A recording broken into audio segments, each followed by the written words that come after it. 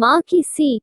सुधा की नई नई शादी हुई थी। वह ससुराल से 1 महीने बाद जब अपने मायके लौटी तो माँ के सामने रोने बैठ गई और आंसू बहाते हुए बोली, माँ तुमने मुझे किस घर में पटक दिया, वहाँ तो मेरी कोई इज्जत ही नहीं है। सारा दिन नौकरानी की तरह रसोई घर में खड़ी रहती हूँ। किसी को भी दया नहीं आती मुझ पर। कभी सास ससुर की रोटी पकाओ तो कभी 2 छोटे देवर की रोटियां पकाओ, फिर एक नंद है वो कॉलेज से लौटे तो उसके लिए रोटियां पकाओ। और तो और माँ आए दिन सासू माँ के रिश्तेदार आते रहते हैं, उन सब के लिए भी मुझे ही चाय नाश्ता खाना वगैरह तैयार करना होता है। रोज गंदे कपड़ों के ढेर इकट्ठे हो जाते हैं, आराम ही नहीं मिलता, जिंदगी नरक सी बन गई है। नंद को बिस्तर पर बैठे बैठे ही सब कुछ चाहिए।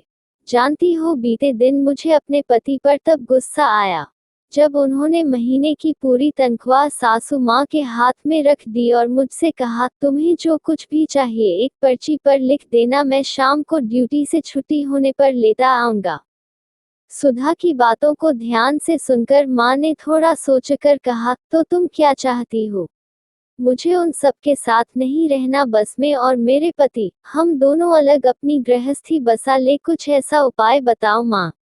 बेटा तुम्हारे पास 2 ही रास्ते हैं, एक तो तुम वही रहो और उन सब की सेवा करो क्योंकि वह परिवार भी अब तुम्हारा ही है, और अगर तुम चाहती हो तो तुम अपने पति को किसी किराए के मकान में ले जा सकती हो, वहाँ तुम्हें किसी का खाना नहीं पकाना पड़ेगा, किसी के कपड़े नहीं धोने पड़ेंगे, पति की पूरी तनख्वाह भी हाथ में ही तुम्हें मिलेगी। लेकिन याद रखना, जब तुम्हारे कोई पुत्र होगा और जब वह बड़ा हो जाएगा उसकी भी शादी होगी, घर में तुम्हारे जब बहू आएगी उस वक्त तुम यही चाहोगी कि मेरा बेटा और मेरी बहू मेरे ही साथ रहे और मैं अपने नाती पोतों के साथ खेलूं।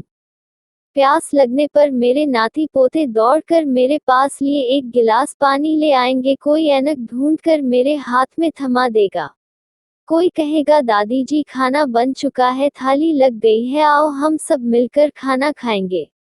माँ ने आगे बोलना जारी रखा, जिन कामों को तुम दुख बता रही हो, एक एक करके गिना रही हो, दरअसल यही जीवन के महत्वपूर्ण क्षण है। एक सफल गृहिणी अपने हर एक कार्यों को सरल बनाकर झट निपटा देती है, उसका रोना नहीं रोती। दुनिया में जो लोग सफल हुए हैं वह अपनी जिम्मेदारियों से भागते नहीं बल्कि अपनी जिम्मेदारियों को बखूबी निभा लेते हैं। और बेटा, ये जो तुम जिन्हें दुख समझ रही हो ना, वो दरअसल तुम्हारी सासू माँ तुम्हें एक जिम्मेदार बनना सिखा रही, वो आने वाले समय के लिए और आने वाली अनेकों परेशानियों से निपटने के लिए लड़ना सिखा रही है। वर्षों से हर सास अपनी बहू को अपनी जगह पर जिम्मेदार बनाने के लिए ऐसा करती आई है, कल तुम भी अपनी बहू को जिम्मेदार बनाने के लिए उसे मजबूत बनाओगी। बेटा, घर के बुजुर्ग कब तक है और कब नहीं कोई नहीं जानता, वो अपनी आने वाली पीढ़ियों को मजबूत और रिश्ते निभाते हुए देखना चाहते हैं, कल तुम भी अपने बच्चों से यही आशाएं रखोगी।